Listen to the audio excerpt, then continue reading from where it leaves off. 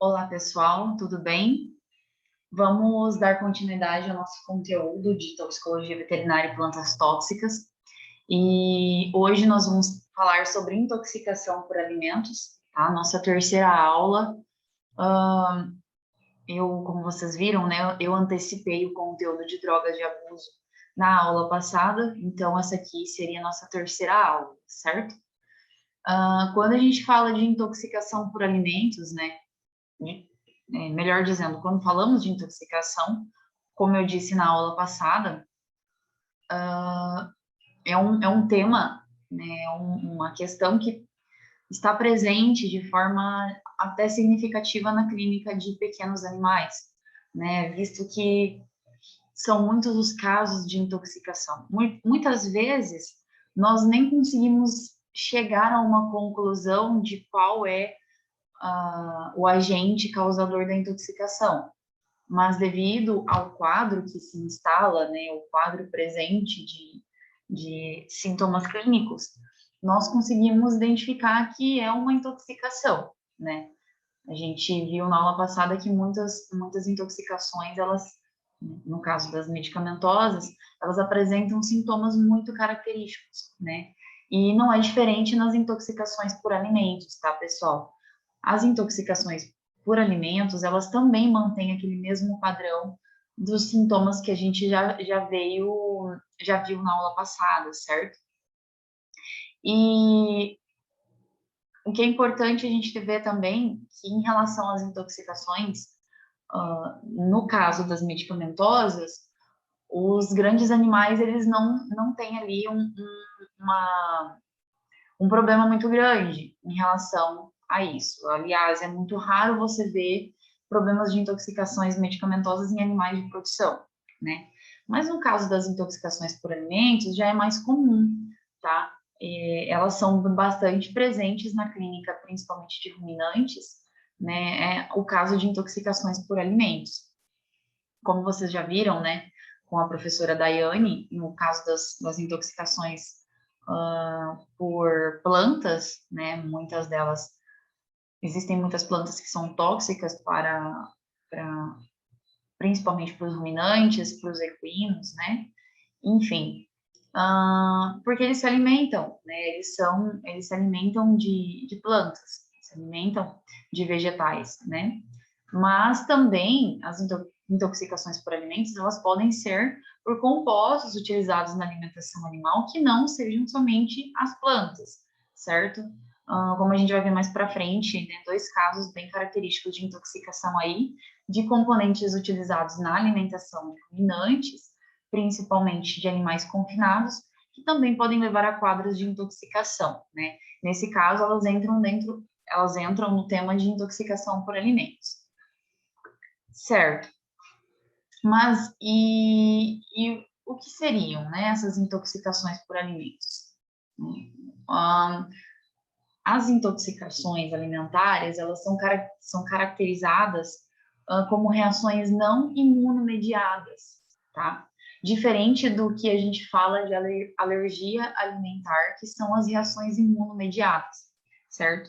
Existem esses dois tipos, então, de reação adversa ao alimento.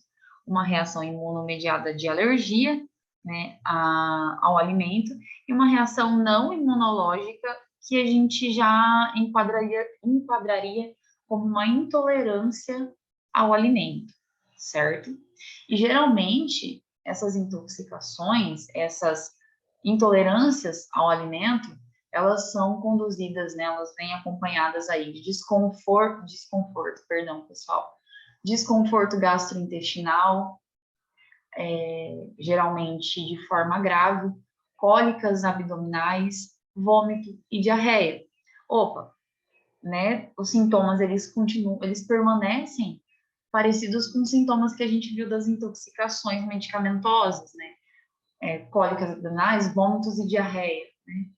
Sempre quando a gente for falar de intoxicação, esses sintomas eles vão estar presentes. Por quê? Porque são as primeiras reações que o organismo tem em relação a um agente que está causando uma certa intolerância no seu organismo, né? Então, esses sintomas clínicos, eles vão ser sempre característicos nos quadros de intoxicações, tá? As intoxicações, né, segundo alguns autores, eles classificam elas como intoxicações causadas por alimentos contaminados e alimentos não contaminados, tá? Ambos entram aí no quesito de intoxicação alimentar. Mas nós vamos focar aqui nesse último, alimentos não contaminados, tá?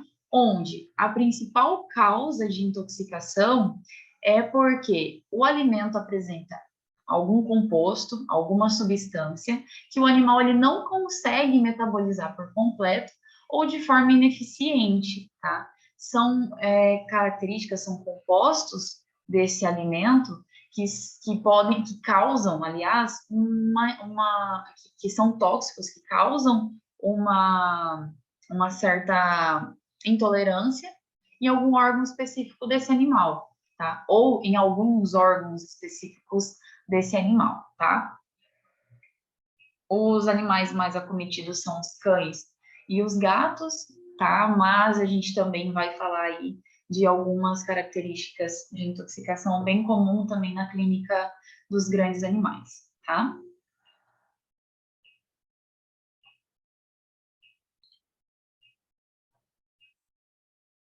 Então, segundo alguns autores, principalmente Andrade e Junqueira, eles classificam, né, três tipos de intoxicações alimentares, né? Eles chamam, no contexto geral, as intoxicações. Só um minutinho aqui, pessoal.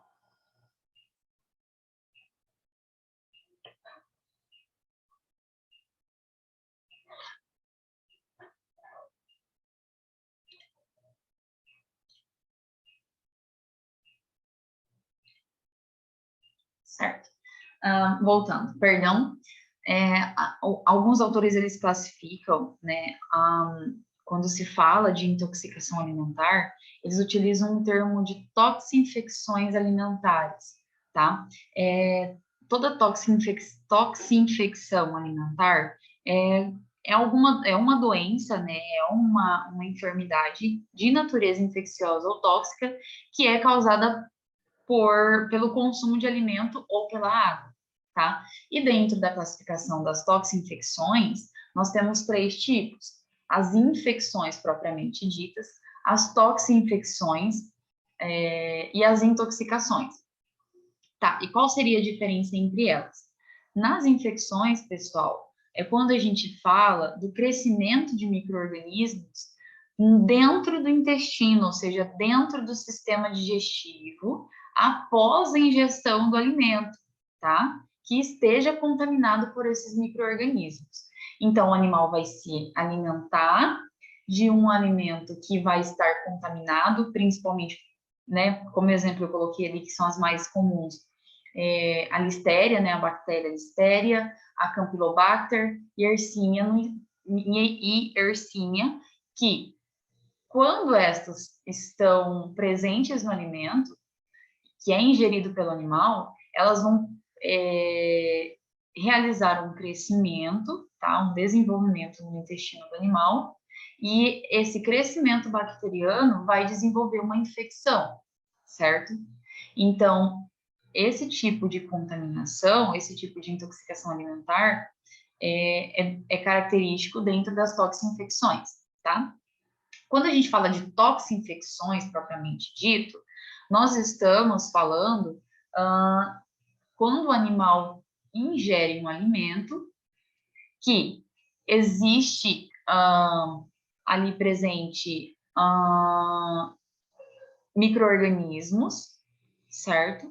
Que quando ingeridos juntamente com esse alimento, vão liberar toxinas, tá? E essas toxinas que vão causar a intoxicação alimentar, certo? Então, não é o agente propriamente dito, e sim as toxinas liberadas por ele, tá? Já as intoxicações, pessoal, elas são consideradas dentro, né, a questão das intoxicações, elas ocorrem não necessariamente quando se tem a ingestão de um micro-organismo, tá? Mas sim das toxinas que são produzidas por esse micro-organismo no alimento. Então, o animal não vai ingerir o alimento com o agente infeccioso, e esse agente infeccioso vai liberar toxinas no organismo que vão causar intoxicações. O animal vai comer o alimento que já existe a presença da toxina, seja ela uma toxina liberada por algum agente infeccioso ou uma toxina que, na verdade, é um composto daquele alimento, tá? E muitas das vezes, as intoxicações alimentares, elas ocorrem principalmente por essa segunda opção. Alimentos que possuem algum tipo de toxina que faz parte da sua composição e, ao ingerir esse alimento, o animal que é intolerante a esse tipo de composto vai desenvolver uma infecção alimentar, uma intoxicação alimentar, tá? Então, as intoxicações alimentares são distúrbios classificados dentro das reações de intolerância alimentar, tá? Onde é o principal motivo das intoxicações por alimentos.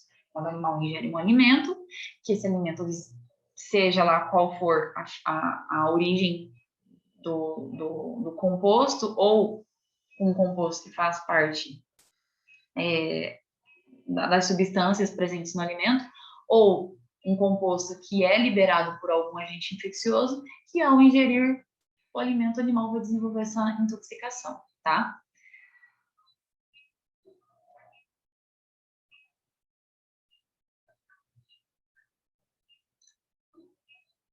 E os fatores que favorecem a intoxicação alimentar, pessoal, são o não conhecimento dos alimentos que são tóxicos para os animais. Então, o tutor, ele não tem conhecimento que aquele alimento que ele está ofertando, ou aquele alimento que ele pode vir a ofertar ao animal, seja tóxico. Alimentos que estão ao alcance do animal, então o animal ele vai até o alimento de forma fácil, né, sem ter a necessidade do humano estar oferecendo, do tutor estar oferecendo esse alimento.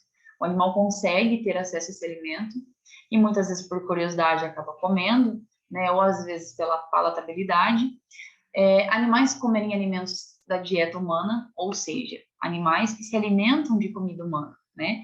Vamos supor, tem lá a Dona Maria, ela todo dia almoça arroz, feijão, carne e cebola ralada, né? Quando ela termina de comer, ela oferece o alimento também para o seu pet, tá? Então, também é uma forma que favorece, né? Um fator que leva à intoxicação alimentar. E crianças oferecerem alimentos aos animais, principalmente, né, como a gente vai ver mais para frente, que é um dos nossos alimentos tóxicos para os animais, bem característicos da clínica veterinária, que é o chocolate. Então, a criança está comendo chocolate, ou cai, ou ela dá para o animal, porque, né, eu gosto, o Fred também vai gostar. Então, ela acaba oferecendo chocolate para o animal. Não somente chocolate, né, estou usando somente um exemplo, mas o fato da criança oferecer aquilo que ela está comendo para o animal de estimação dela, tá? E outra característica que favorece a intoxicação alimentar é o excesso, tá, pessoal? Então, fornecer algum alimento em excesso. Muitas vezes, um pedacinho de cebola, né, vamos usar aí de exemplo, não vai fazer mal nenhum para o animal. Mas se esse animal comer uma cebola inteira, aí a conversa é diferente, né? Ele pode vir a ter uma intoxicação pela quantidade em excesso daquele alimento. Então, vamos falar agora das principais intoxicações por alimentos em pequenos animais. Trouxe aí como primeira fonte de intoxicação alimentar o CCC, que é o café, chá e chocolate. O café, o chá e o chocolate, pessoal, eles possuem um composto, uma substância na sua composição, que são as metilxantinas. As metilxantinas, aí como trouxe como características, né, a teobromina e a cafeína. Teobromina sendo mais presente no chocolate, em grande quantidade, e a cafeína mais presente no chá e no café, né? Obviamente, principalmente no café. Então, essas metilxantinas, elas são substâncias alcaloides que tem um alto poder de estimular o sistema nervoso, tá? A teotrombina, por exemplo, ela é um composto tóxico que é considerado mais importante dentro, né, na composição do chocolate, e ela provoca uma grande estimulação cerebral, né? Ela leva a um intenso aumento do trabalho muscular cardíaco, perdão, cardíaco, e muitas das vezes esse estímulo da musculatura cardíaca leva a arritmias cardíacas, tá? Isso é uma característica bem comum devido à capacidade que essa substância ela tem de provocar estímulo cerebral e de algumas partes do, do organismo, como por exemplo a musculatura cardíaca, tá? Presente na manteiga de cacau, que é o componente principal do chocolate, ela está presente em grande quantidade na manteiga do cacau, certo?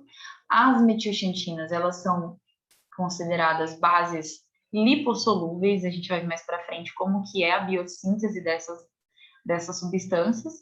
E como eu falei, né, além das características que eu falei da teobromina, ela também é uma substância que tem ação diurética, já disse, né, estimulante cardíaco e vasoconstritora, e ela é extremamente nociva quando em excesso. No ser humano, pessoal, mas por que né, um questionamento que já me fizeram uma vez quando eu dei uma aula relacionada às intoxicações alimentares. Mas por que o ser humano, já que a teobromina ela causa tudo isso, por que no ser humano não tem intoxicação? O ser humano não consegue se intoxicar com a teobromina, sendo que a mesma característica que ela tem, né, nos animais, ela tem também no humano. Por quê, pessoal? Nós temos, devido à nossa forma como ocorre a nossa metabolização, existem substâncias presentes durante o metabolismo do chocolate que conseguem fazer a metabolização da teobromina. Já os animais, o cão e o gato, eles não possuem, eles têm ausente essas enzimas que fazem a sintetização da teobromina. Então, o metabolismo para esse tipo de substância, no caso o chocolate, é muito mais lento, 4, 5 vezes mais lento do que no ser humano. E se a gente for levar em consideração o tamanho do animal com o tamanho do ser humano, uma metade de barra de chocolate para um animal é uma quantidade muito grande, né? Levando em consideração o tamanho do animal e o fato de que ele tem 5 vezes mais reduzida a metabolização desse produto, né? Então, a teobromina em grande quantidade no organismo pode levar a esses sintomas e levar a um quadro de intoxicação, tá? Então, como eu falei aqui, né, a metilxantina, ela é formada por bases lipossolúveis, bases púricas livres, tá? Que são as principais: hipoxantina, a guanina, adenina e nucleosídeos.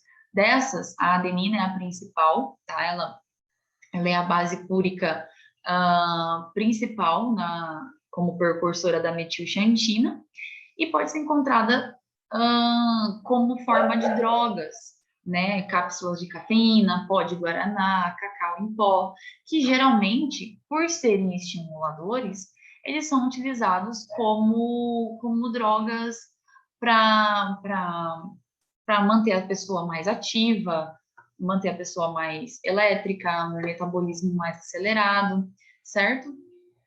E as intoxicações por metilxantina, né, muitas vezes nem se dá pelo chocolate, ou pelo café, ou pelo chá. E sim, talvez porque o animal comeu uma cápsula de café que o seu tutor utiliza como um estimulante. Enfim, existem também essas outras fontes de contaminação, de intoxicação, tá? Mas o que eu queria mostrar aqui para vocês é que as metilxantinas, elas são bases púricas, tá? Elas são as bases púricas adenina, guanina e hipoxantina, principalmente a adenina, são precursores da formação das metilxantinas, e essas bases púricas, elas fazem parte do metabolismo dos animais. Então, muitas vezes, essa metilxantina, quando no organismo, ela acaba sendo um composto que vai ocupar, ou seja, ela pode se ligar a algumas moléculas importantes do metabolismo do animal e acabar causando problemas aí na metabolização, né?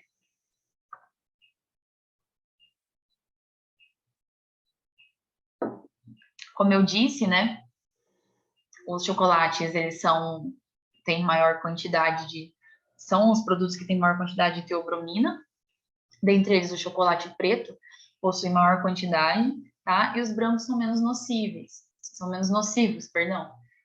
Então, se for para escolher, tem que dar, né, eu vou dar um pedaço de chocolate pro meu cachorro porque ele tá doido com comer chocolate.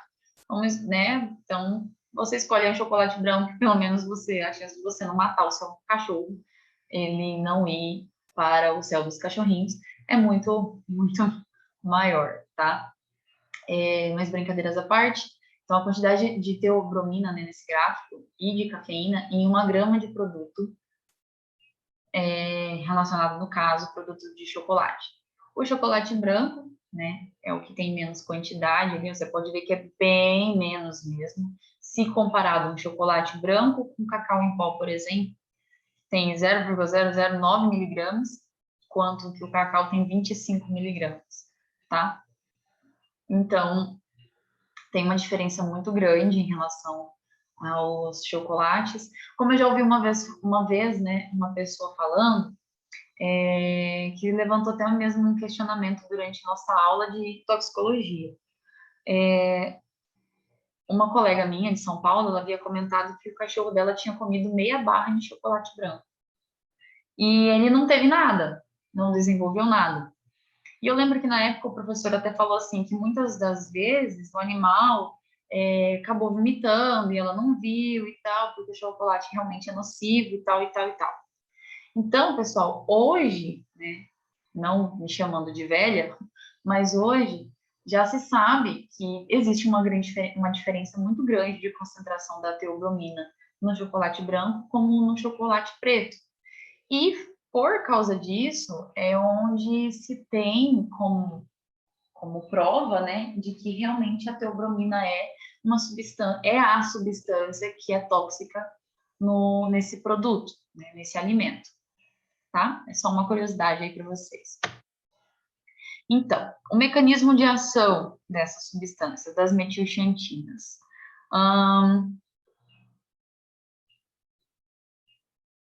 Como são lipossolúveis, elas atravessam facilmente as barreiras placentárias hematocefálicas e elas são absorvidas tanto no estômago quanto no intestino.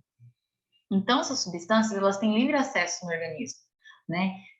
Por isso que elas podem causar problemas de forma generalizada, de rápida, né, e rápida ação, porque elas têm passagem livre por serem lipossolúveis. No cérebro, competem com a adenosina, tá? Por ser também uma base púrica, então a substância teobromina, as metilxantinas, por serem formadas principalmente por adenina, elas competem com a adenosina, tá? E por causa disso, elas podem ser um inibidor pré-sináptico e podem causar estímulos do sistema nervoso, né? Através desse mecanismo que elas causam estímulo no sistema nervoso. Além disso, constrição e taquicardia.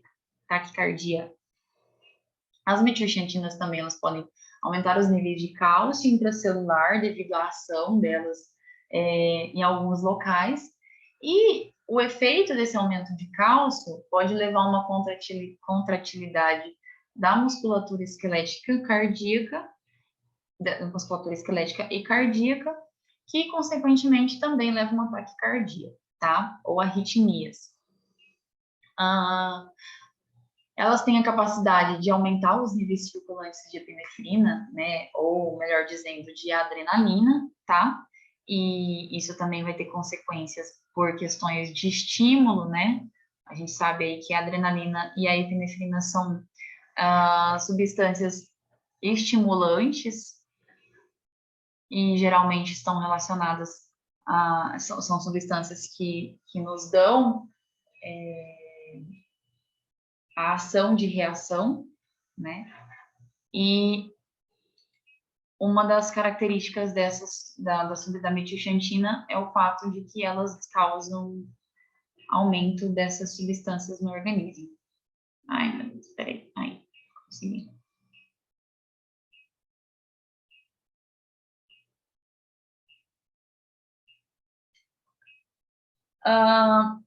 Outro fator que é bastante importante quando a gente fala da ação desse composto presente no chocolate, que é a teotromina, é o fato de que a sua excreção, ela ocorre pela bile, tá?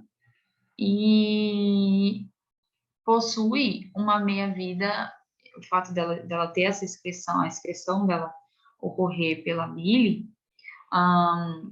ela é o fato de que essa substância, ela possui uma meia-vida prolongada, certo?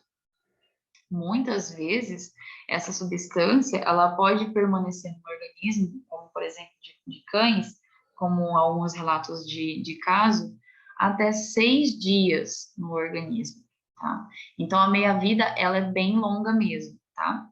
E um fator característico para que seja dessa forma é que não é excretada pela urina, e sim excretada pela bile. Então, isso também já dificulta o procedimento de eliminação desse produto do organismo, tá?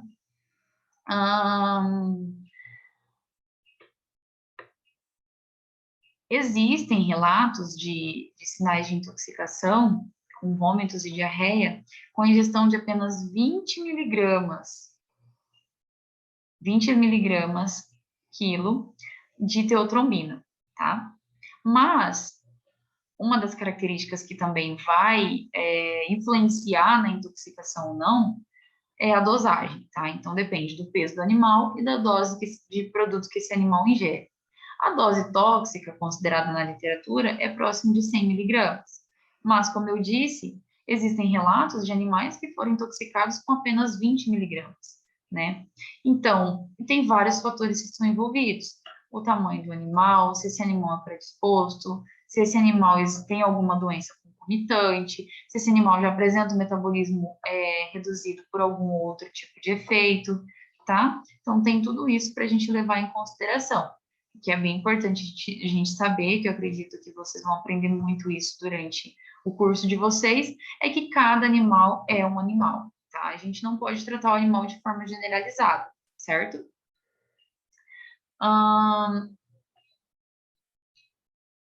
E por último, né, que a gente pode falar dessas substâncias, que elas também podem competir com receptores benzodiazepínicos no sistema nervoso, elas podem inibir, né, e também elas têm o poder de inibir as fosfodiesterases, e isso resulta num nível elevado de adenosina, tá? Então, além de elas competirem com essa substância, elas podem fazer com que, quando elas se ligam em receptores que fazem ligação com a adenosina, elas aumentam a quantidade de adenosina monofosfato cíclico, o AMP cíclico, circulante, né? Isso é uma característica também da teotrombina.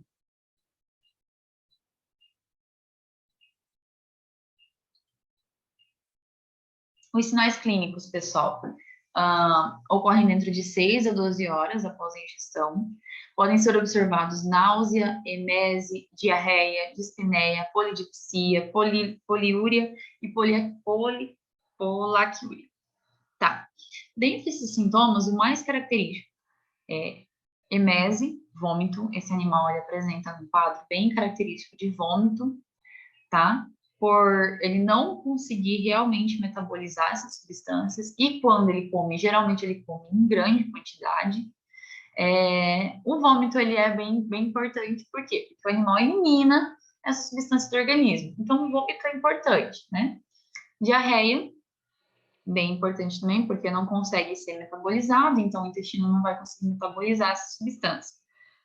Os sintomas mais graves já vão estar relacionados aos estímulos causados no sistema nervoso, quando essa substância já é absorvida no organismo, em quadros onde essa substância já está de forma bem prolongada no metabolismo do animal. Daí entra quadros de desidratação, hiperatividade, arritmias cardíacas, devido ao estímulo da musculatura, da musculatura cardíaca, hemorragias podem estar presentes também, hipertensão arterial sistêmica, taquipneia, cianose, hipertermia devido ao quadro de intoxicação, o animal pode apresentar febre, fraqueza, tremores que já estão relacionados aos estímulos do sistema nervoso, né, pelo fato dele competir com algumas substâncias, como, por exemplo, a adenosina, ataxia, convulsões, e o animal pode vir até mesmo a óbito. As intoxicações já por café e chá, elas já estão relacionadas à cafeína. No caso da cafeína, os sintomas clínicos eles já são mais relacionados ao coração, pulmão, rim e sistema nervoso. Né? No caso da teotrombina, sistema nervoso e coração, e o café ele já tem também algumas características de sinais clínicos no sistema respiratório e também no sistema urinário, né? O animal pode apresentar quadros de hiperatividade, emese e dor abdominal no início do quadro de intoxicação, depois seguido por um estado de ofegância, fraqueza, ataxia, aumento da frequência cardíaca devido à estimulação que esse animal vai ter de hiperatividade, tremores musculares, convulsão, coma e também pode vir a óbito devido à intoxicação por esse produto. Né? Lembrando, pessoal, muitas pessoas utilizam o café como um estimulante, né, para manter a pessoa ativa. Então, imagina um animal comendo grande quantidade de cafeína, né? Ele vai ter os mesmos quadros de estímulo que um ser humano, né? Só que no caso, para o animal, esse estímulo ele não é um estímulo bom, né? Vai ser um estímulo ruim, pode mesmo levar a consequências graves como a morte.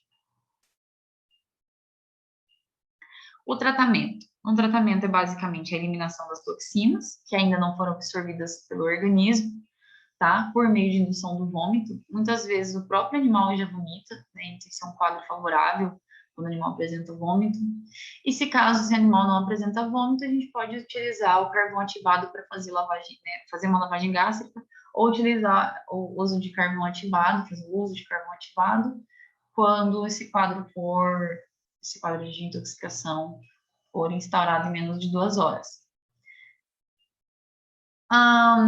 Instituir um quadro de fluidoterapia, né, monitoração cardíaca e controle de convulsões, para manter esse animal num estado normalizado, né?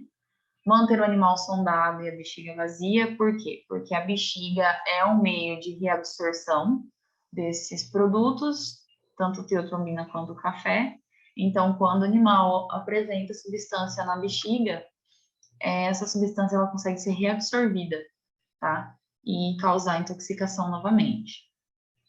Então, se você mantém a bexiga esvaziada, você impede a reabsorção dessas metilxantinas por esse mecanismo.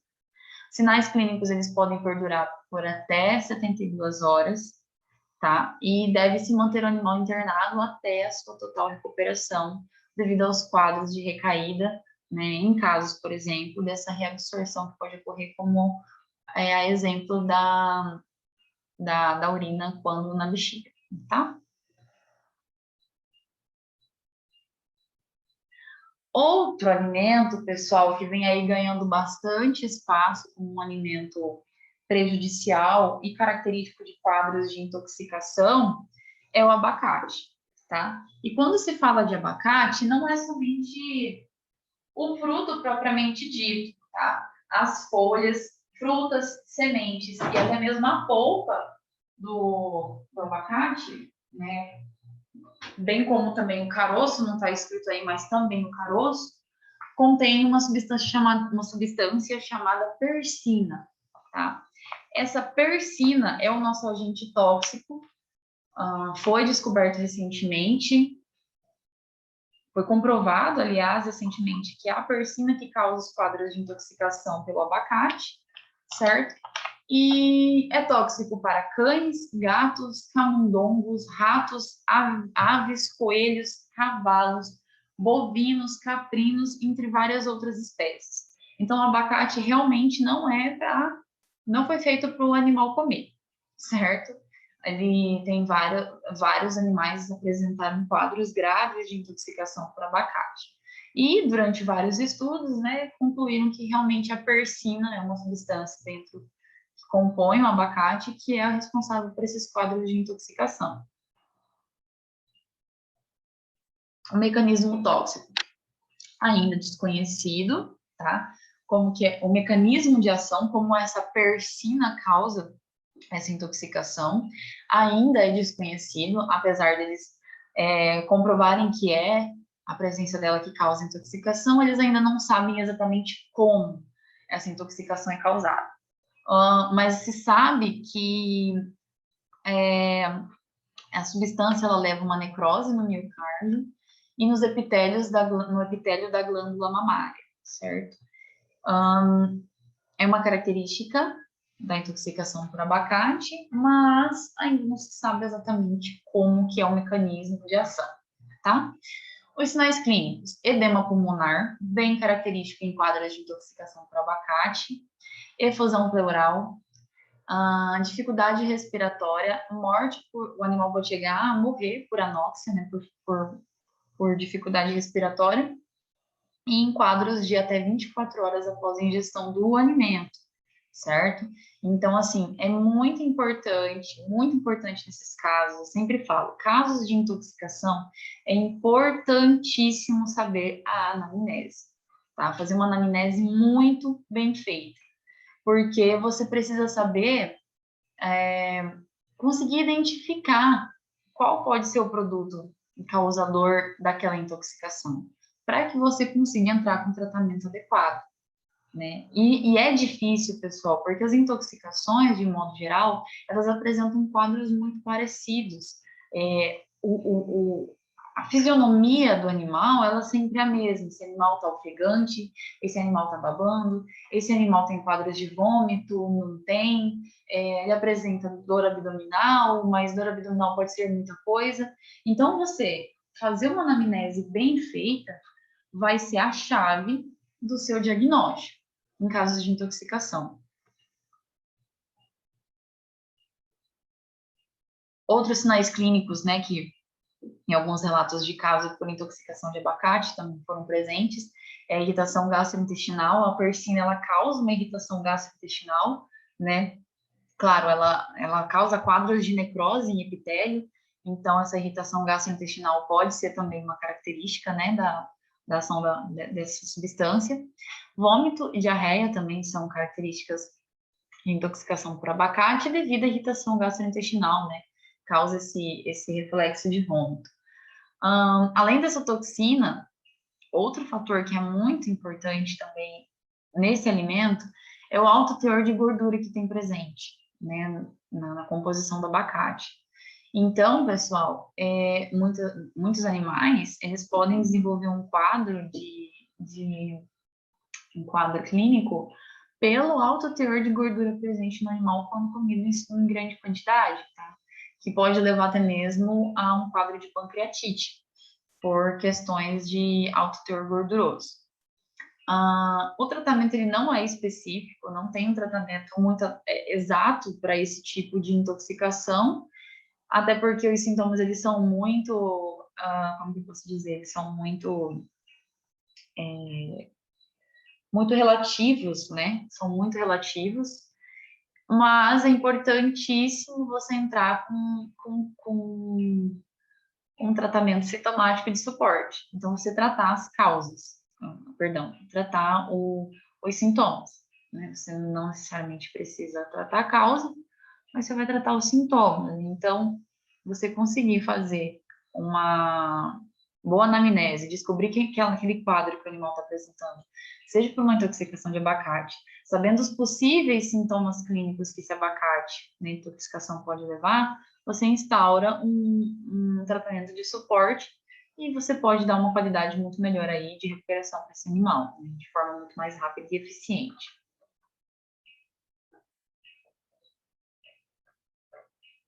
Outra substância cada vez mais presente nos quadros de intoxicação na clínica veterinária, pessoal, é o açúcar xilitol, né? A gente está aí no mundo cada vez mais fitness, né? Então a presença de outros tipos de açúcares aí, açúcares magros que eles falam, né? Está cada vez mais presente na mesa aí do brasileiro, né? Não só do brasileiro, mas de forma geral. E o xilitol é um desses açúcares que substituem, né, um dos açúcares substitutos do açúcar pentanol, que é o nosso açúcar cristalino, né, aquele açúcar que a gente utiliza. E bem característico, né, desse xilitol são os adoçantes agora, que são produzidos com esse açúcar xilitol, que é muito mais magro. O xilitol ele também está presente em algumas frutas, principalmente em frutas vermelhas, como ameixa, morango, amora, framboesa, tem bastante, né? Tem xilitol em quantidade elevada. E também nas balas e gomas de mascar, por quê? Porque esse açúcar, ele reduz bastante a produção de cáries nos dentes. Então, muitas balas vêm aí prometendo, né, diminuição de cáries nos dentes das crianças, né, que são os dentes de leite. Então, está cada vez mais presente produtos doces que são feitos à base de xilitol. Ele é um metabólico intermediário do ciclo do ácido não pode. Do ácido glucurônico, tá? Estimula a síntese e a secreção de insulina. Então, a principal causa, né, de intoxicação ali, de injúria para os animais, vai ser principalmente o fato do aumento de insulina no organismo, tá? Como eu disse, né, o mecanismo de ação é o aumento da secreção de insulina. Esse aumento de secreção de insulina vai levar a um quadro, principalmente nos cães, que são bem mais sensíveis, de hiperinsulinemia, insulinemia, e a hiperinsulinemia vai levar uma característica de diminuição de quantidade de açúcar no sangue. Então, esses animais, eles podem apresentar quadros de hipoglicemia, certo? Porque vai ter uma redução aí de açúcar no sangue. Além de aumentar a secreção de insulina, ele também atua diretamente na secreção de insulina, através do seu estímulo direto nas células beta das ilhotas pancreáticas. Tá? Então, ele causa um estímulo direto para a secreção de insulina, não somente um estímulo indireto, de forma intermediária, né, no ciclo do ácido glucurônico, como também um estímulo direto na produção da insulina nas células beta da ilhota pancreática. Em grande quantidade, o xilitol também pode causar uma necrose nos hepatócitos e aumentar e causar o aumento aí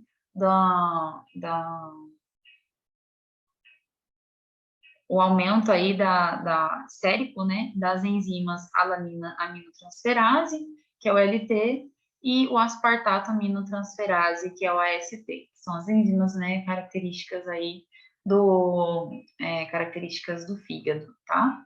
Devido, né, esse aumento aí, essa necrose e aumento dessas enzimas, é devido ao seu esgotamento de ATP, no ATP na presença dos ATPs presentes nos hepatócitos, tá? Então, o esgotamento do ATP presente nos hepatócitos vai causar uma necrose e, consequentemente, devido à necrose, aumento dessas enzimas, tá? Quando elas estão aumentadas, né, indica injúria hepática.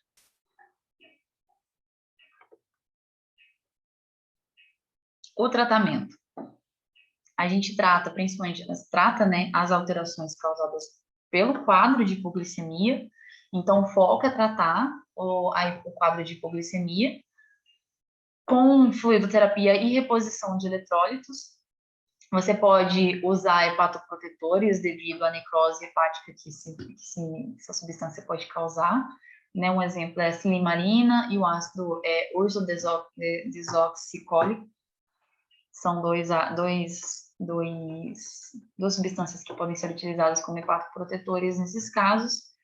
E o tratamento precoce e agressivo aos danos hepáticos que podem vir a ser desenvolvidos, né, pelo uso do xilitol, ou seja, pela ingestão do xilitol, até mesmo quando o animal ele é assintomático, tá?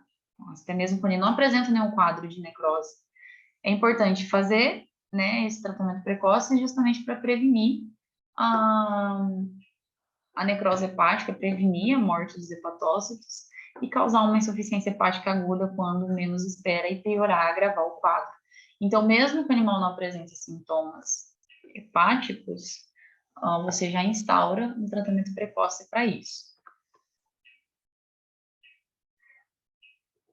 Outro produto bem característico aí da culinária e que, né, é bem presente na mesa do brasileiro e que pode levar a uma intoxicação, pode não, geralmente leva, é a cebola e o alho. A cebola e o alho, pessoal, elas possuem um composto chamado de disulfídeos ou compostos sulfurados. Esses disulfídeos ou compostos sulfurados, eles vão causar dano na superfície das hemácias. Então, essa lesão na superfície das hemácias por mecanismo oxidativo leva ao rompimento dessas hemácias, tá?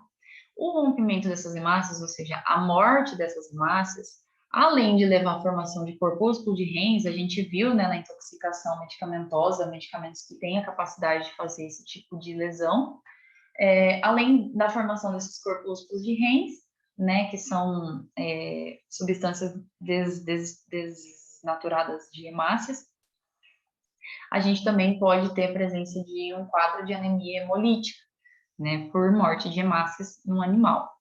Os gatos, eles são os mais suscetíveis a esse tipo de intoxicação.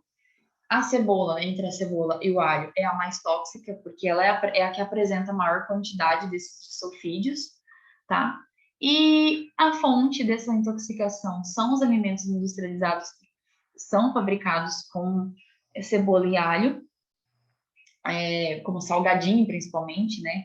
Criança come muito salgadinho, aqueles Cheetos e tal, e eles tem bastante quantidade a substância de disulfídeos. Então, pode ser uma fonte de intoxicação do animal, ou até mesmo uma comida caseira, né, que contém essas substâncias. Então, quem gosta aí muito de usar cebola e alho na hora de cozinhar, lembra, né, de não ofertar esse alimento para o animal, porque pode levar a um quadro de intoxicação. E essa intoxicação, pessoal, não necessariamente vai ser aguda. Esse animal ele pode desenvolver uma anemia hemolítica de você sempre estar fornecendo esse alimento para ele. Então, de repente, se o animal desenvolve um quadro de anemia hemolítica, fica super malzinho, né? E você não sabe, meu Deus, por que será, né? Sempre super sadios, tal, bem cuidado. E às vezes, né, por uma coisa que você nem imaginava, poderia ser pelo alimento que você está oferecendo para ele. O consumo de apenas 5 gramas por quilo de cebola pelos gatos, ou de 15 a 30 gramas por cães, já foi suficiente para resultar alterações hematológicas clinicamente importantes em animais, em alguns relatos de caso, tá? Os sinais clínicos, normalmente, eles se apresentam em forma de gastroenterites, por irritações causadas por essa substância, vômito, diarreia, né, como ele leva um quadro de desnaturação, né, de hemácia, você pode ter ulcerações aí, hemorragias devido a essas úlceras, né, perda de apetite, dor abdominal, mucosas pálidas ou ictéricas, já são quadros um pouco mais avançados da intoxicação, frequência respiratória aumentada, letargia, fraqueza, presença, né, de hemoglobinúria devido ao quadro de anemia hemolítica, mas demora alguns dias mais para aparecer. Então, já numa intoxicação a longo prazo, pode aparecer esses tipos de sintomas. Os efeitos letais são bem raros, tá, pessoal? Até porque o animal consegue eliminar essa substância do organismo, às vezes demora, né, algum tempo, mas não como o chocolate, por exemplo, que leva até 6 dias para a substância sair do organismo. Então, a eliminação ela ocorre de forma um pouquinho mais eficiente, né, mais rápida. E aí, casos letais, eles são mais difíceis de acontecer. O tratamento é diminuir os efeitos oxidativos do ingrediente, então você conseguir eliminar, né, a substância do organismo do animal, para que a gente consiga evitar as lesões renais que são resultantes de um quadro de hemoglobinúria, por exemplo, quando se instalar um quadro mais prolongado de sintomas. A ingestão até 2 horas deve-se induzir o vômito para eliminar a substância de forma eficiente, né, em grande quantidade. O carvão ativado também pode ser utilizado para absorver os compostos de disulfetos já ingeridos, né? E transfusão de sangue e suplementação com ferro também é bastante importante nesses quadros de intoxicação. E eritropoetina recombinante bovina também pode ser utilizado, tá? Para os quadros, né, de anemia hemolítica e que o animal que vai estar instaurado aí já no animal. Outro componente, gente, que está com bastante números, cada vez mais recentes, né, e aumentando cada vez mais de intoxicação, são a uva e a uva em passas, tá? Existe bastante, nesses últimos anos, bastante relatos, assim, consideravelmente, bastante relatos de casos que envolvam essas duas substâncias como responsáveis por intoxicação nos animais, certo, pessoal? E, de forma geral, qualquer quantidade ingerida, tanto da uva quanto da uva em passas, já é considerado um problema e já leva a um quadro de intoxicação. Valores estimados de uva que são associados a lesões renais nos cães é de aproximadamente 32 gramas. Então, não precisa de uma quantidade muito grande para desenvolver um quadro renal, né, de insuficiência renal nos animais, devido a essas substâncias. O mecanismo de ação se dá pelo princípio tóxico, aliás, não. O princípio tóxico ainda é desconhecido, então não se sabe como se leva ao quadro de intoxicação ainda, porque ainda não foi bem elucidado como que se desenvolve, né? Aí, né, o Perint e o Botta, em 2009, relatam que o mecanismo de ação ainda não se descreve ainda de forma bem elucidada, tá? Mas existem relatos, e não são poucos, como eu disse, são bem consideráveis, né? Principalmente nas festas de fim de ano, onde o pessoal costuma usar bastante frutas cristalizadas, né? Costumam usar uva em passas na produção dos alimentos, né? E os quadros de intoxicação, eles são bem característicos nesse período. Tanto a presença de um componente no fruto, que esteja presente no fruto, que né, como a gente falou, um componente, uma toxina presente no fruto que leva ao quadro de intoxicação, quanto também pode ser a existência de um composto que seja intrínseco aos frutos. como, por exemplo, os pesticidas, né?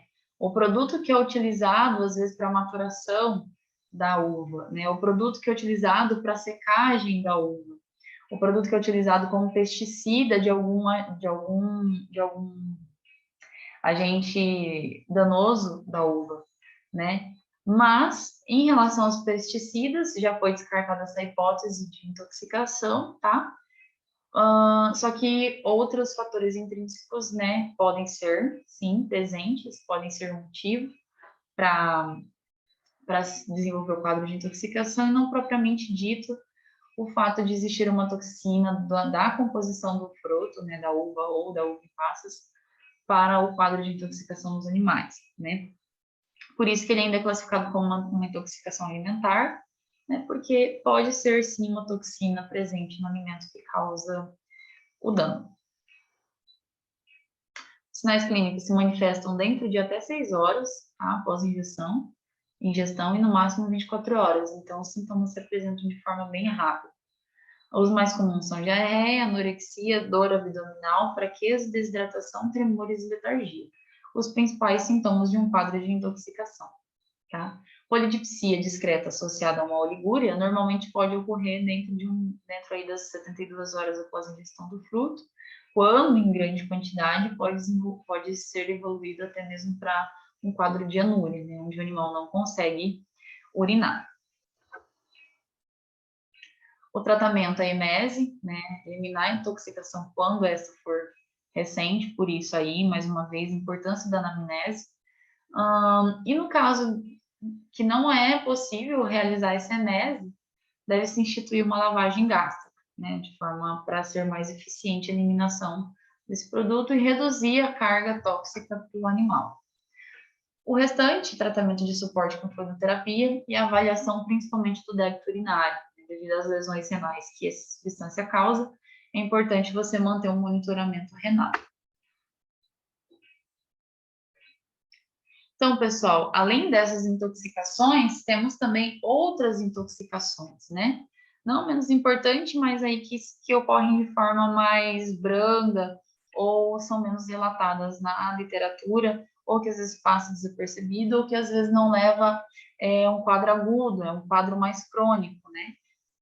Dentre elas a gente tem aí o tomate cru e batata, né? São dois elementos bem comuns também da culinária brasileira. Produzem metabólitos secundários biologicamente ativos, que são chamados de glicoalcaloides, digamos que parecido com as metilxantinas, causa efeitos adversos de forma não bem elucidada também, e contém, outro fator é que eles contêm oxalatos, tá? Que eles podem afetar o sistema digestivo e nervoso e urinário do animal. A presença desses oxalatos pode causar lesões aí nesses sistemas. O ovo cru, o principal motivo da sua intoxicação, né, um dos principais motivos de intoxicação alimentar pelo ovo cru é o fato da presença da enzima avidina, tá? Tem muita gente que oferta ovo cru para os animais, já vi bastante isso, mas o que ocorre é que o ovo cru ele pode diminuir a absorção da vitamina D e, de forma crônica, levar a transtornos de pele e pelo desse animal. Então, muitas vezes aquele animal fica com o pelo bem quebradiço, a barriga, bem na região da barriga, né, aquela cor bem escura, que muitas vezes você confunde até mesmo com uma dermatite. Muitas vezes pode ser por transtornos de diminuição de absorção de vitamina D, causados pela enzima avidina presente no ovo cru. Outro quadro de intoxicação, mas que é um pouco diferente das intoxicações que a gente está vendo aqui, que é o fato da contaminação por salmonela. Aí já entra naqueles outros quadros de toxinfecções que a gente viu lá na frente, né? Geralmente já é um quadro de infecção, tá? O peixe cru leva um quadro de deficiência de tiamina, né? O animal comer de forma crônica o peixe cru. E ele pode apresentar perda de apetite, tremores e convulsões pela deficiência dessa enzima, causada pelo excesso de peixe cru.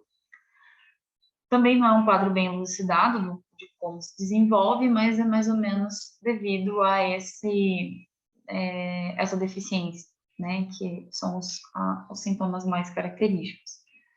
E o sal, né, também é uma fonte de intoxicação, e a gente não oferta sal, né, sal puro para os animais, como é no caso dos animais de produção, né, que mais para frente a gente vai ver justamente um quadro de intoxicação causado pelo uso do sal na dieta de bovinos, né, bovinos ruminantes, enfim, de suínos também, mas em animais também pode causar intoxicação ou por ingestão ou pela ingestão de forma acidental, o animal come de curiosidade, porque às vezes teve acesso a um pacote de sal ali, enfim, ou pelo excesso, né, do produto nos alimentos, né, que muitas vezes da dieta humana que é oferecida para o animal. E a intoxicação ela se dá pelos íons de sódio, né, que levam um desequilíbrio eletrolítico no animal, muitas vezes pode até acontecer rompimento, né, apoptose celular, e os quadros, né, os sintomas que estão presentes aí são vômito, diarreia, depressão, tremores e até mesmo a morte do animal quando ingerido em grande quantidade. É isso, pessoal, que eu gostaria de falar sobre as intoxicações em pequenos animais. Na outra aula eu vou falar sobre as intoxicações, né? Eu dividi o vídeo em dois para não ficar tão grande, e como eu estou tendo bastante dificuldade de postar as aulas na plataforma, sempre tô tendo bloqueio lá. Então, na próxima aula a gente vai falar sobre dois fatores, né, dois compostos na alimentação dos animais de produção que levam quadros de intoxicação, que é bastante presente na clínica, tá? E sobre os pequenos animais era isso que eu gostaria de falar sobre o tema de intoxicação alimentar, tá? Como a gente viu, existem alimentos que podem ser muito tóxicos para os animais, e principalmente, né, o fator principal desses quadros de intoxicação é o desconhecimento do proprietário, né, do tutor propriamente dito. Por quê? Porque muitas vezes o tutor nem imagina, né, que ofertar esse tipo de alimento para o animal dele pode levar a um quadro de intoxicação, certo? E na clínica, quem vai atuar na clínica vai ver que quadros de intoxicação são bem comuns, tá? E da mesma intensidade, né, no mesmo grau de, de aparecimento, né, de ser comum aparecer, na clínica também é comum o fato da dificuldade que se tem para se instaurar um diagnóstico, né, se instaurar entrar com um tratamento aí, um subsídio para a recuperação do animal, tá? Então, é bastante importante ter o conhecimento, né? E, como vocês viram, todo dia existem novos produtos, né, novos alimentos que são tendo relatos aí de casos de intoxicação, novas informações, então sempre é importante, como profissional, você estar se atualizando, né? E dar o suporte para o tutor, né? Para o seu cliente ali, para o seu animalzinho de estimação, não sofrer com essa desinformação, né? Então era isso, tá? Muito obrigada. Vocês podem estar entrando em contato comigo para qualquer dúvida. Lembrando, pessoal, que vocês têm uma monitora, eu vou colocar lá no grupo de vocês no decorrer da semana para vocês poderem tirar dúvidas com ela durante, né, quando vocês estiverem estudando para a prova. E não deixem as dúvidas acumularem. Se vocês tiverem qualquer dúvida, entre em contato, tá? Se eu não responder, pode me incomodar de novo que eu respondo, tá, pessoal?